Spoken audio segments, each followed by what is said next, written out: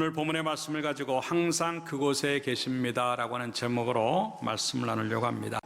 본문의 배경은 예수님께서 이제 십자가에 달려서 죽으시고 또 이제 또 세상에 계시다가 이제 다시 하늘로 가실 것들을 얘기를 합니다.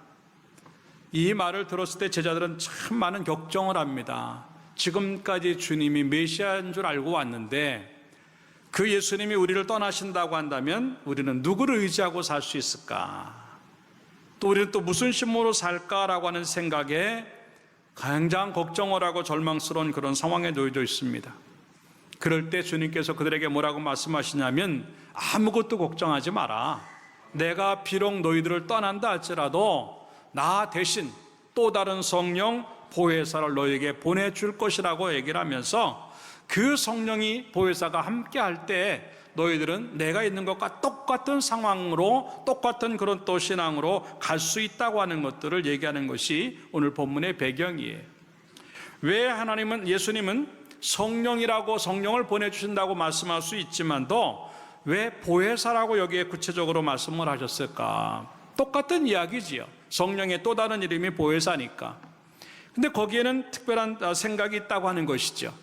누구나 다 성령하면 하나님 편에서만 생각을 하게 됩니다. 삼위일체 되신 하나님 계시고 예수님 계시고 그리고 성령님이시겠구나라고 하는 기본적인 생각들을 갖고 있어요. 그런데 보혜사라고 하는 얘기를 할 때는 사람 편에서 생각을 하게 됩니다.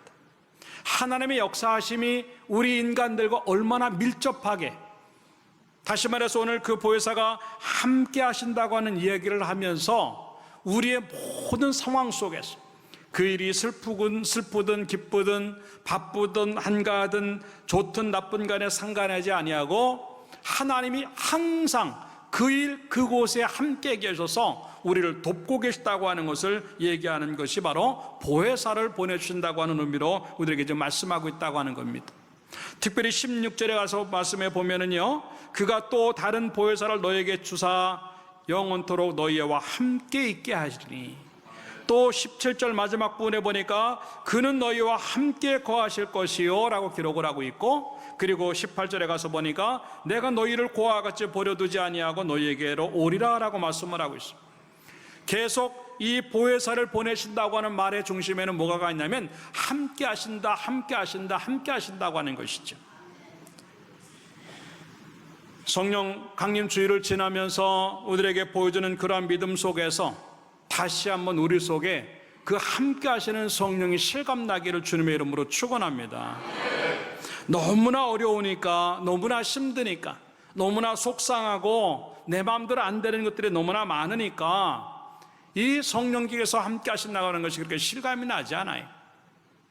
그러나 이제 이런 것들을 뛰어넘어서 아무리 어렵고 힘들고 또 복잡한 일들이 얽혀 있다 할지라도 그 속에서 하나님을 발견하고 성령의 역사하심들을 체험하는 그러한 믿음들이, 그런 삶들이 주어짐으로 말미암아 그 성령님 때문에 모든 것들을 뛰어넘는 힘과 능력을 갖기를 주님의 이름으로 축원합니다. 그 모습이 어떤 모습이었는가 하는 것들을 몇 가지로 생각해 보면서 함께 은혜를 나누고자 하죠. 첫째요, 따라서 합시다. 위로해 주신다. 사도행전 전체를 보면 성령께서 역사하시는 그러한 내용들을 많이 우리들에게 보여주고 있는데, 특별히 사도행전 9장 31절의 말씀해 보니까 그리하여 온 유대와 갈릴리와 사마리아와 교회가 평안하여 든든히 서가고 주를 경외함과 따라서 합시다. 성령의 위로로 진행하여 수가 더 많아지니라. 믿습니까? 성령의 위로하심으로 초대교회가 교회에 다와진다고 하는 거죠. 초대교회가 이렇게 힘있고 능력있고 모범적인 교회가 될 수 있었던 이유가 뭐냐면 성령의 위로하심이 그들과 함께 했기 때문이라고 하는 것을 보여주는 그런 이야기. 여기서 위로, 성령의 위로라고 하는 말은 뭐냐면 함께 머문다라고 하는 뜻입니다. 초대교회 성도들은 그렇게 힘있는 자들도 아니었고 그렇게 대단한 존재들도 아니었습니다. 그럼에도 불구하고 성령이 그들과 함께 하니까 그 상황들, 그렇게 어려운 상황들을 멋지게 뛰어넘더라고 하는 것입니다. 사실 그들의 상황은 그렇게 만만한 것이 아니었어요. 예수 믿는다고 하는 이유 하나 때문에 그네들은 이유 없이 잡혀가야 됐고 체포당해야 됐고 옥에 갇혀야 됐고 매를 맞아야 됐고 심하면 죽을 수밖에 없는 그러한 상황이 초대교회 상황이었어요. 예수 믿는다는 이유 하나 때문에 자유를 잃어버리고 사회적인 지위를 박탈당하고 여러 가지 좋다고 느껴지는 것들을 다 잃어버릴 수밖에 없는 끔찍한 상황이 이 초대교회의 상황이었어요. 그렇기 때문에 그 어떤 것보다도 이네들을 도울 수 있는 가장 큰 모습이 뭐냐면 그들과 함께함으로 그들의 모든 상황들을 위로해 주시면서 격려해 주시면서 가는 것이 중요했다고 하는 것을 우리에게 보여주는 그런 이야기입니다. 특별히 스데반 집사님의 죽음은 그들에게 견디기 어려운 슬픔이었어요. 사도행전 8장 1절의 말씀에 보니까 사울은 그가 죽임을 당함을 마땅히 여기더라. 그날에 예루살렘에 있는 교회에 큰 박해가 있어 사도 외에는 다 유다와 사마리아와 모든 땅을 흩어지니라. 경건한 사람들이 스데반을 장사하고 위하여 크게 울더라. 가장 사랑했던 그분, 함께하고 이제 오랫동안 같이 머물었으면 좋았을 그분, 충성하고 헌신했던 그분이 우리 곁을 떠나는데 그것도 돌에 맞아가지고 순결했다고 하는 그 아픔은요, 이 초대교회의 큰 슬픔이었어요. 크게 울더라고 하는 것을 통곡하고 싶고 엉엉 울고 싶은 그런 상황이었어요. 뿐만 아니라 이러한 어려움들로 인해서 교회가 사람들이 흩어지기 시작을 하고 3절에 가서 보니까 사울이 교회를 진멸할 새 각 집에 들어가 남녀를 끌어다가 옥에 넘기니라 라고 기록을 하고 있어요. 그렇기 때문에 전부 다 이제 문을 걸어 잠그고 웬만하면 나가고 싶지 않은 그런 상황에 있을 수밖에 없는 것입니다. 그런데 어느 순간 이 사람들이 뛰쳐나가기 시작하고 예수는 메시아고 그리스도라고 말하고 그리고 예수 그리스도는 다시 살아났다고 얘기를 하고 그 부활의 예수를 믿어야 된다고 외치는 그들의 모습이야말로 얼마나 엄청난 변화인가 하는 것들을 보여주는 그런 모습들이죠. 그 중심에 뭐가 있을까 하는 겁니다. 뭔가 갖고 있는 게 있기 때문에 그럴 수 있는 거예요. 그게 무엇이었냐면 어떤 상황에 상관하지 아니하고 하나님이 그들의 마음을 계속 만져주시는 거예요. 힘을 주시고 그들을 위로하시고 슬픔을 제거하시고 뭔가 그들 속에 견딜 수 있는 힘들을 계속 부어 넣어주시니까 얘네들이 그럴 수 있다고 하는 것을 우리에게 지금 얘기하는 것이지요. 그 성령의 역사가, 그 보혜사가 지금도 그 현장에 우리와 함께 하신다고 하는 것을 믿으시기를 바랍니다. 어찌 보면 이 초대교회의 모습들이 우리의 모습일 수 있어요. 너무 아프고 너무 슬프고 너무 속상하고 어찌 보면 우울증 때문에 밤잠을 못 이루고 또 외로움 때문에 또 배신당한 것 때문에 또 내 마음대로 안 된다는 것 때문에 실패했다고 하는 것 때문에 좌절 그리고 상심 이런 것들을 달고 살 수밖에 없는 우리들의 현장이 얼마나 많겠는가 하는 것입니다. 그런데 더 큰 문제는 뭐냐면 그 부분을 위로받을 데가 없다고 하는 거예요. 남편이 너무 힘이 들어서 아내에게 나 힘들어, 뭐 어렵겠어. 그러면 아내가 그러느냐고 좀 쉬라고 좀 이렇게 맛있는 것 좀 해줄까 그렇게 좀 위로하면 좋은데 아내가 하는 소리가 뭐예요? 남들도 다 그렇게 살아. 그냥 혼자 사는 게 낫지. 돈도 얼마 안 벌어오면서 뭐 맨날 힘들다 그래. 그러면 안 되잖아요. 아내가 너무 힘들어서 남편에게 여보 나 너무 힘들어. 뭐가 힘들어? 남들은 돈도 버는데 집안에서 뭐가 힘들어? 하루만 바꿔서 일해보라 그래봐요. 애가 공부하기 힘들어서 엄마 학교 가는 게 너무 힘들고 공부하는 게 너무 힘들어. 야, 옆집에는 1등 했다더라. 1등 못할 망정 뭐가 힘들어? 다 공부하지. 위로가 안 되는 거예요. 직장에 가서도 그렇고 사업장에 가서도 그렇고 누굴 만나도 내 마음을 그렇게 위로받을 만한 것이 없다는 게 문제지요. 아프고 힘든 것도 너무 어려운데 그 힘든 것들을 내려놓을 곳이 없다고 하는 건 더 나를 갖다가 좌절감을 느끼게 하고 상실감을 느끼게 하는 겁니다. 그런데 하나님은요, 그런 어렵고 힘든 상황 속에서 오히려 계속 우리 안으로 들어오셔서 더 밀착되어져 가지고 내가 너와 함께해. 걱정하지 마라. 내가 너를 도울 것이야. 너에게는 내가 있어라고 하는 것말로 위로하시면서 우리를 격려하는 모습이 있다고 하는 것을 보여주는 그런 이야기예요. 사람들은요, 뭔가 우리가 좀 잘 나가고 돈이 있고 괜찮다고 느끼면요, 함께하고 싶어 해요. 그래서 내 것들이 점점 없어지고 돈도 없어지고 상황들이 나빠지면요, 친구도 가깝다는 사람도 또 그것을 뛰어넘어서는 가족까지도 나를 떠나는 경우가 참 많이 생긴다고 하는 것이죠. 오히려 어려울 때 그 사람들이 필요하고 어려울 때 그 사람이 함께 있었으면 좋겠는데 좋을 때는 같이 하다가 어려울 때는 그 사람이 다 떠난다? 정말 슬픈 일입니다.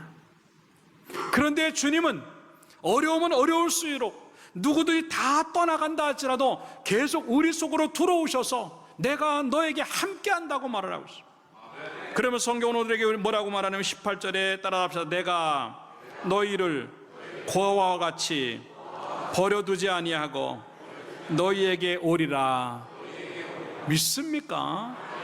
혼자라고 느껴지는 그 순간에 나는 고아 아닌가라고 느껴지는 그 순간에라도 하나님은 직접 우리에게 오시겠다고 지금 약속을 하고 있는 거예요. 이게 얼마나 큰 은혜요, 얼마나 큰 격려고 힘인가 하는 것입니다.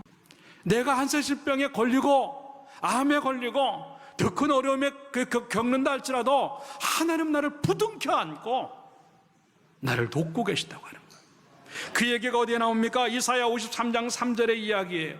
그는 멸시를 받아 사람들에게 버림을 받았으며 간고를 많이 겪었으며 질고를 아는 자라. 마치 사람들이 그에게서 얼굴을 가리는 것 같이 멸시를 당하였고 우리도 그를 귀히 여기지 아니하였도다. 그는 실로 우리의 질고를 지고 우리의 슬픔을 당하였다라고 기록을 합니다. 이게 성령의 역사요, 함께 하시는 보호사의 은혜인 줄로 믿습니다.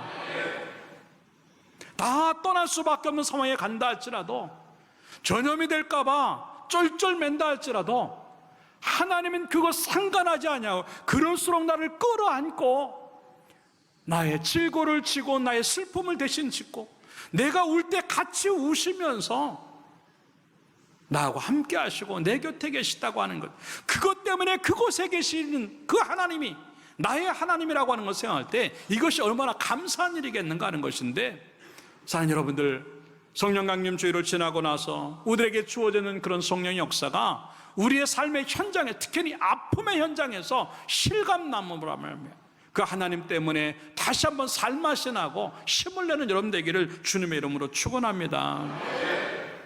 결단코 여러분 고아도 아니고 결단코 여러분 혼자가 아닌 줄로 믿습니다.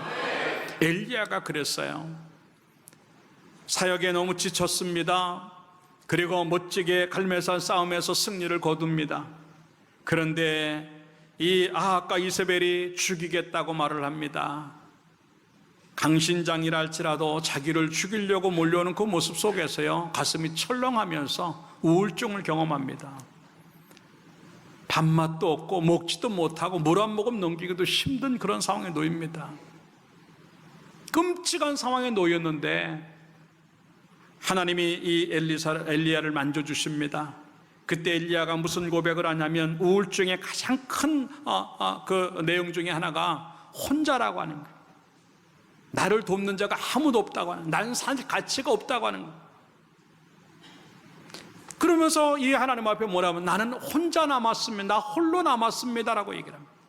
그럴 때 열왕기상 19장 18절에 하나님이 그에게 뭐라고 말씀하시냐면, 그러나 내가 이스라엘 가운데 7,000명을 남기리니 다 바알에게 무릎을 꿇지 아니하고 다 바알에게 입맞추지 아니한 자니라. 예, 나 혼자 남았습니다. 하나님 그렇게 얘기하니까 하나님께서 뭐라고 하면, 아니야, 너와 함께 할 자가 7,000이나 있어 라고. 예, 만약에 그 7,000이 없다 할지라도 그 7,000보다 더하고 7만보다 더하고 700만보다 더한 하나님이 계신 줄로 믿습니다.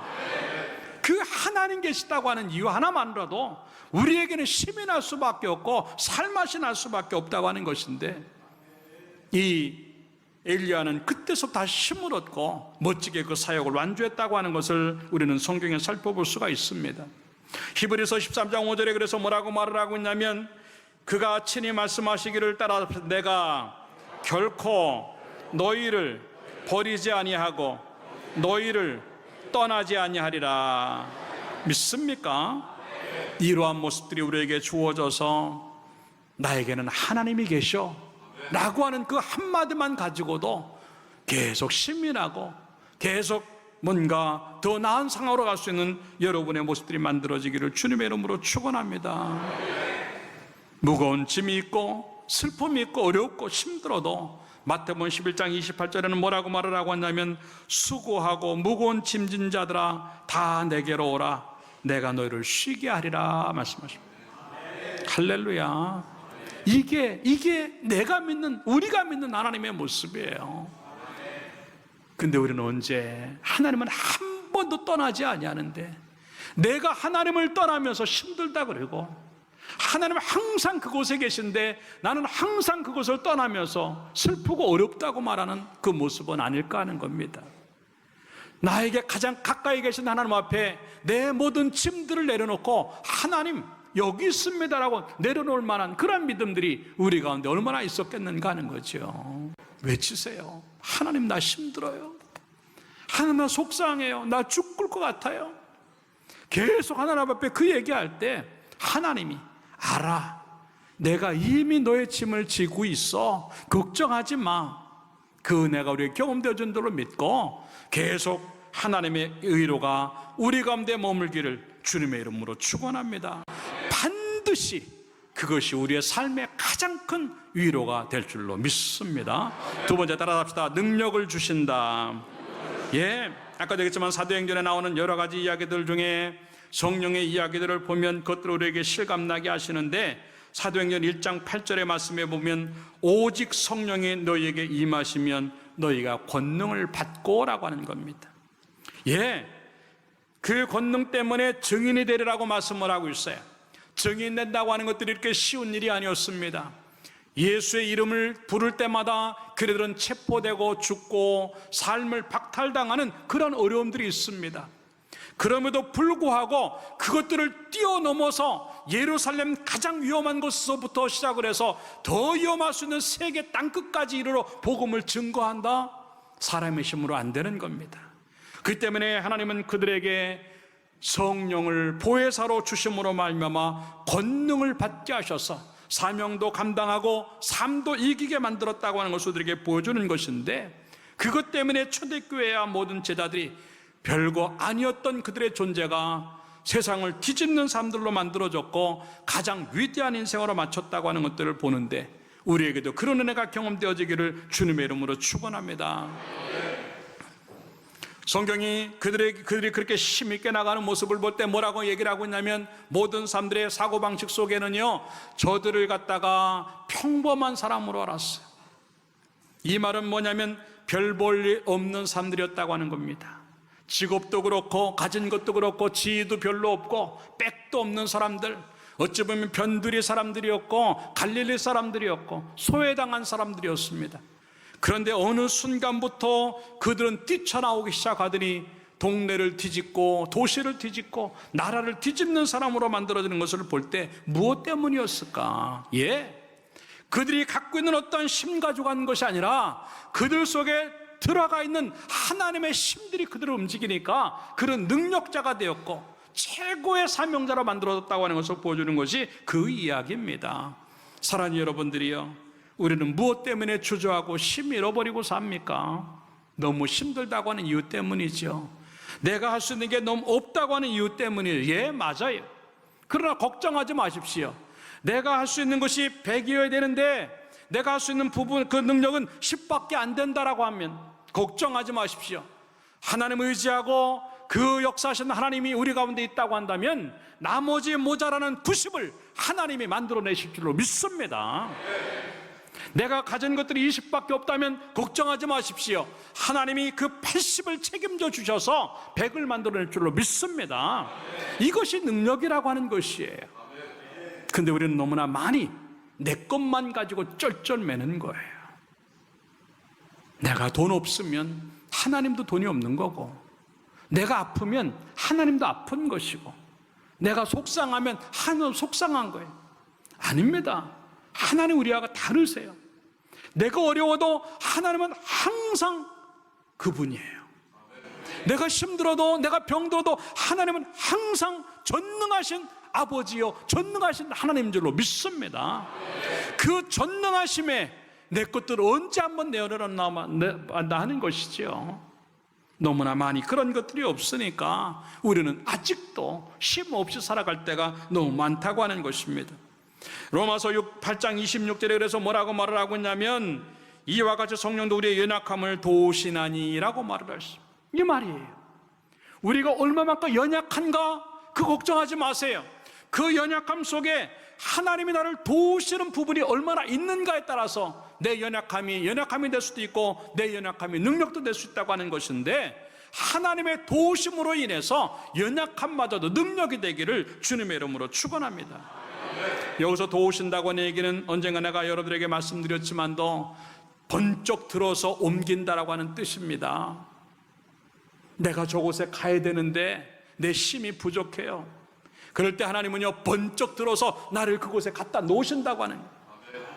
여기 있는 문제를 밀어내고 싶은데 내가 이걸 들 수 있는 힘조차 없는 거예요. 그럴 때 하나님 이 문제를 번쩍 들어가지고 옮겨 놓는다고 하는 거예요. 내 문제가 산과 같은 문제가 놓여있다 할지라도 그 산을 명하여 바다로 던지게까지 만드시는 것이 하나님의 능력인 줄로 믿습니다. 이렇게 번쩍번쩍 들어서 옮기시는 것이 도움이라고 하는 거예요. 그 도우심이 우리의 도움인 줄로 믿습니다. 이 말이 이 출애굽기 19장 4절에 나오고 있어요. 내가 애굽 사람에게 어떻게 행하였음과 내가 어떻게 독수리 날개 너희를 업어 내게로 인도하였음을 너희가 보았느니라라고 하는 겁니다. 독수리 날개 위에다가 업어가지고 이스라엘 백성들을요, 애굽이라고 하는 끔찍한 곳에서 가나안 땅을 옮기셨다고 하는 겁니다. 그네들이요, 애굽에서 해방될 때 이스라엘 백성들이 한 건 아무것도 없어요. 뭘 했습니까? 그냥 노예 상황에서 아무것도 할 수 없었어요. 그런데 하나님 10가지 재앙을 통해서 그들을 해방해내십니다. 뿐만 아닙니다. 그들의 힘 갖고 홍해를 못 넘습니다. 그런데 하나님이 그들을 업어서 옮겨놨어요. 그리고 그들이 40년 동안 광야 생활 갈 수가 없습니다. 끔찍한 곳입니다. 그런데 하나님께서 그들을 업어가지고 가나안 땅까지 가게 하신 줄로 믿습니다. 가나안 땅을 어떻게 그들의 힘으로 정복합니까? 그런데 하나님이 그들을 업어서 정복하니까 된 줄로 믿습니다. 이게 하나님의 도우심이에요. 여러분, 어떤 문제가 있습니까? 밀어낼 수 없는 문제 걱정하지 마십시오. 하나님 의지할 때 그것 옮기시려고 옆에 계신 줄로 믿습니다. 내가 거기까지 가야 됩니까? 걱정하지 마십시오. 나를 업어서 그곳에 보내시려고 나에게 지금 함께 하시는 줄로 믿습니다. 우리 인생들이요, 날고 싶은데 그게 안 되니까 뛰어가고 싶고, 뛰고라도 싶은데 그것도 안 되니까 걷고 싶고, 걸어라도 가야 되는데 그것도 안 되니까 기어라도 가고 싶은데 그것도 안 되니까 들어 누워서 아무것도 못하는 우리의 상황이 될 때가 얼마나 많은지 몰라요. 걱정하지 마십시오. 아무것도 안 돼서 그냥 넘어져 있다 할지라도 하나님 우리를 번쩍 들어서 업어가지고 우리의 원하는 그곳에, 그리고 원하는 그 일들을 위해서 그곳까지 옮겨 놓으실 줄로 믿습니다. 너무 내 힘 가지고 살려고 바보들을 치지 말아요. 지금 하나님이 그것을 도우려고, 그 발버둥 치는 것들을 함께 하시려고 나에게 오신 줄로 믿고, 이제는 그 모든 것들 하나님께 내어 맡길 수 있는 그런 믿음 갖고 여러분들의 짐들이 가벼워지고 힘 있는 삶들을 사는 여러분의 모습이 만들어지길 주님의 이름으로 축원합니다. 참 연약한 존재들이에요. 힘에 비하면 짐승만도 못할 때가 있어요. 재능에 따르면 곤충만도 못할 때가 참 많이 있습니다. 여러분들, 이게 인간의 약함이라고 하는, 인간의 약함. 그런데 그 약함 속에 그 약함을 기대도 괜찮을 만한 그분이 누군가 하는 거죠. 대단히 대단히 막 큰 소리 치고, 내가 능력 있고, 내가 돈 좀 있고, 내가 머리 좀 똑똑하고, 내가 좋은 직장 다니고, 내가 대기업에 다니고, 내가 사업계나 움직이고, 내가 열심히 또 이렇게 몸 관리해가지고 건강하고, 내가 지금 50인데, 60인데, 40대 같고, 내 얼굴 관리 잘하니까 내 피부가 지금 60인데, 30대밖에 안 되고, 대단한 것처럼 보여도요, 한순간에 툭 떨어져. 그게 인간이라고 하는 거예요. 그걸 아는데도 불구하고 우리는 내 힘 갖고 살려고 할 때 참 많아요. 얼마나 약한 존재냐면 기도도 제대로 못하는 존재예요. 그 얘기가 로마서 8장 26절에 이렇게 말을 하고 있어요. 이와 같이 성령도 우리의 연약함을 도우시나니 우리는 마땅히 기도할 바를 알지 못하나. 기도도 뭘 기도해야 되는지도 모르는 사람들이 우리가. 어떻게 기도해야 되는지도 모르는 사람이고, 예수를 어떻게 믿어야 제대로 믿는지도 모르는 사람들이에요. 그런데 놀라운 건 뭐냐면, 기도도 할 줄 모르는 우리들인데 26절 하반절에 보니까 성령이 말할 수 없는 탄식으로 우리를 위하여 친히 간구하시느니라. 27절의 말씀에 보니까 마음을 살피시는 이가 성령의 생각을 하시나니 이는 성령이 하나님의 뜻대로 성도를 위하여 간구하심이니라. 할렐루야. 기도도 제대로 못해서 하나님의 응답도 끌어내지 못하는 우리의 모습인데, 나의 모자라는 기도를 돕고 나의 못난 기도까지 도우셔서 우리들에게 응답되었도록 친히 탄식하시면서 간구하시는 성령의 역사가 우리 가운데 있다고 하는 것, 이게 얼마나 큰 힘이고 능력이겠는가 하는 것인데, 그 일에 감사하는 여러분 되길 주님의 이름으로 축원합니다. 나는 빌 바를 알지 못하고 기도조차도 제대로 못하는데, 나의 모자라는 기도를 성령께서 친히 간구하시되 탄식하면서 간구하신다? 너무 감사한 일이에요. 그렇기 때문에 다른 무엇보다도 기도가 안 되고, 그리고 상황들이 어려울 때마다 나에게 누가 계신가, 그것 생각하면서 하나님이 나에게 계시다라고 하는 그거 하나만 가지고도 자신이 생기고 든든해하기를 주님의 이름으로 축원합니다. 그 말씀이 히브리서 13장 16절에 나오고 있어요. 그러므로 우리가 담대히 말하되, 따라서 주는 나를 돕는 이시니 내가 무서워하지 아니하겠노라. 사람이 내게 어찌하리요. 하나님이 나를 돕기 때문에 내가 무서움이 없다는 거예요. 두려움이 없다고 하는 거예요. 사람들이 나에게 어떻게 하랴, 끄떡 없다고 하는 겁니다. 그걸 너무나 잘 알았던 성경의 위인들은요, 골리앗 앞에서도 달려나갈 수 있었고, 사자굴 앞에서도 달려나갈 수 있었고, 끔찍한 감옥 같은 데도 달려나갈 수 있었고, 죽음 앞에도 달려갈 수 있었던 것이 바로 그것 때문이라고 하는 겁니다. 이러한 자신감 있는 믿음이 우리의 믿음이 되기를 주님의 이름으로 축원합니다. 연약하다고, 없다고, 실패한다고, 힘들다고, 속상한 일이 많고 되는 게 없다고 걱정하지 마십시오. 하나님은 그것 도우시려고 우리와 함께 계신 줄로 믿고, 다시 한번 하나님 때문에 자신감을 갖고 힘내는 여러분들에 대해서 여러분들이 행하는 것들마다 능력이 되기를 주님의 이름으로 축원합니다. 그 때문에 사도 바울은요, 모든 결론을 어떻게 내냐면 빌립보서 4장 13절로 결론을 내고 있어요. 내게 능력 주시는 자 안에서 내가 모든 것을 할 수 있느니라. 아멘. 할렐루야. 그것이 답이에요. 우리들의 문제의 모든 해결이 그것이라고 하는 것이. 마지막 세 번째 따라합시다. 기쁨을 주신다. 오늘 본문에도 보니까 평안을 너에게 끼치노니 곧 나의 평안을 너에게 주노라. 내가 너에게 주는 것은 세상이 주는 것과 같지 아니하니라. 너희는 마음에 근심하지도 말고 두려워하지도 말라라고 말합니다. 왜 하나님이 주시는 것과 세상이 주는 것과 다를까? 세상이 주는 것들은 조건적인 것이에요. 뭐가 있어야만, 뭐가 돼야만 기쁩니다. 근데 하나님의 것들은요, 그게 안 돼도 기쁜 줄로 믿습니다. 그것이 샬롬의 은혜요, 평강의 은혜예요. 그래서 사도행전 2장 46절의 말씀에 보니까 날마다 마음을 같이하여 성전에 모이기를 힘쓰고 집에서 떡을 떼며 기쁨과 순전한 마음으로 음식을 먹고 기록합니다. 또 사도행전 8장 8절의 말씀에 보니까 다 같이 따라서 합시다. 그 성에 큰 기쁨이 있더라.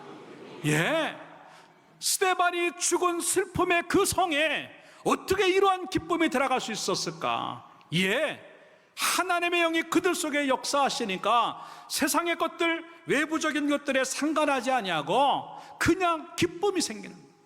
그 기쁨, 하나님 주시는 기쁨이 우리 속에서 밀고 나오니까 세상의 걱정과 근심들이 다 사라지고 우리 속에서 평강이 주어지면서 괜찮다고 하는 마음, 그리고 살 수 있다고 하는 마음들이 생기니까요, 웃을 수밖에 없다고 하는 것이.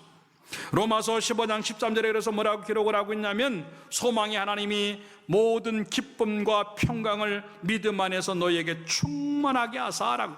예, 하나님이 다른 것보다도 기쁨과 평강을 우리에게 충만하게 하셔서 성령의 능력으로 소망이 넘치게 하시길 원한다, 그렇게 말을 하고 있습니다. 하나님이 주시는 그 기쁨은요, 누구도 빼앗지 못하는 기쁨이고 잃어버리지 않는 기쁨인 줄로 믿고 여러분 속에 그 기쁨이 존재하기를 주님의 이름으로 축원합니다. 그래서 빌리 선데이라고 하는 사람은 뭐라고 얘기를 했냐면, 당신이 지금 기쁘지 않다고 한다면 당신의 신앙의 어느 부분에 구멍이 난 것이다 라고 말을 하고 있어요. 여러분, 튜브에 바람을 집어넣고 큰 난리를 친다 할지라도요, 어딘가 구멍이 나면요, 그 튜브는 정상적으로 쓰지 못하는 거예요. 여러분 속에 기쁨이 없다고 한다면 그 기쁨이 새어나가는 어떤 구멍이 지금 믿음에 생긴 거예요. 믿음에 구멍이 생겼나 한번 확인해 봐요. 왜 내가 기쁨이 없을까? 예, 하나님이 기쁨을 안 주셔가 아니고 하나님 때문에 기쁨이 없어서가 아니라 그 기쁨을 뺏어가는 걱정이 더 크고 그 기쁨을 뺏어가는 근심, 불안, 초조, 두려움들이 더 크니까 그 기쁨이 흔적조차 없어지고 다 구멍으로 다 사라지고 빠져나간다고 하는 것들을 의미하는 것이에요. 여러분들, 이제 그 구멍을 막아버리고 기쁨이 들어온 대로 여러분들에게 남겨져서 웃고 사는 여러분들, 즐거움 있는 여러분들 되기를 주님의 이름으로 축원합니다. 적어도 예수 믿고 구원받는다고 하는 그 하나만으로도 여러분은 기뻐야 될 줄로 믿습니다. 그 이야기가 시편 51편에 나와요. 11절의 말씀에 보니까 나를 주 앞에서 쫓아내지 마시며 주의 성령을 내게 거두지 마소서. 12절에 주의 구원의 즐거움을 내게 회복시켜 주시고 라고 하는 겁니다. 예, 적어도 구원의 즐거움이라도 우리에게 있다고 한다면 세상에 어려움과 힘든 것 때문에 기쁨은 빼앗기지 않을 수 있다고 하는 것을 의미하는 것이에요. 근데 왜 내게 기쁨이 없느냐면 구원받았다고 하는 것조차도 즐거움이 없는 거예요. 내가 예수 믿는 것, 그리고 내가 예배드리고 내가 기도할 수 있고 하나님의 이름을 부를 수 있다고 하는 것만으로도 기뻐할 수 없다고 하는 걸 의미하는 것이에요. 여러분, 여러분의 입술에 예수의 이름이 있다고 한다면 여러분의 기쁨이 있어야 되고, 여러분의 생각에 하나님이 존재하고 있다고 한다면 여러분은 웃을 수 있는 사람이 되어야 되는 줄로 믿습니다. 너무 많이 우리의 인상이 굳어져 있어요. 너무 많이 웃음을 잃어버리고 있고 너무 많이 기쁨과 즐거움이 우리의 삶 속에 없는 거예요. 힘들다고 하는 것, 슬프다고 하는 것, 속상한 것만 우리 가운데 그냥 존재하고 있다고 하는 것이죠. 아닙니다. 시편 16편 11절에 이래서 뭐라고 말을 하고 있냐면, 주께서 생명의 길을 내게 보이시리니 주의 앞에는 충만한 기쁨이 있고 주의 오른쪽에는 영원한 즐거움이 있나이다 고백을 하고 있어요. 주님이 계신 곳은 내가 앞이든 뒤든 오른쪽이든 왼쪽이든 상관하지 아니하고 아니든 밖이든 상관하지 아니하고 내가 웃을 수 있고 즐거워할 수 있다는 것을 고백하는 것인데, 사랑하는 여러분, 이 고백이 여러분의 고백이 되어서 주님의 이름만 가지고 있어도 괜히 기뻐지고 즐거워하고 괜히 웃을 수 있는 여러분의 모습들이 만들어지기를 주님의 이름으로 축원합니다. 결론적으로 말씀을 드립니다. 내 모습에 상관하지 아니하고 하나님은 항상 그곳에 나를 돕기 위해서 나와 함께 하시는 그 하나님, 여러분, 이제 그 하나님은 멀리 계시잖아요. 여러분의 가장 중요한 그 현장에, 그리고 가장 소중한 그 시간에 거기에 계신 줄로 믿고 그 성령 보혜사로 인해서 다시 한번 힘을 얻고 기쁨을 회복하면서 멋지게 살아가는 여러분의 모습들이 만들어지기를 주님의 이름으로 축원합니다. 기도하겠습니다.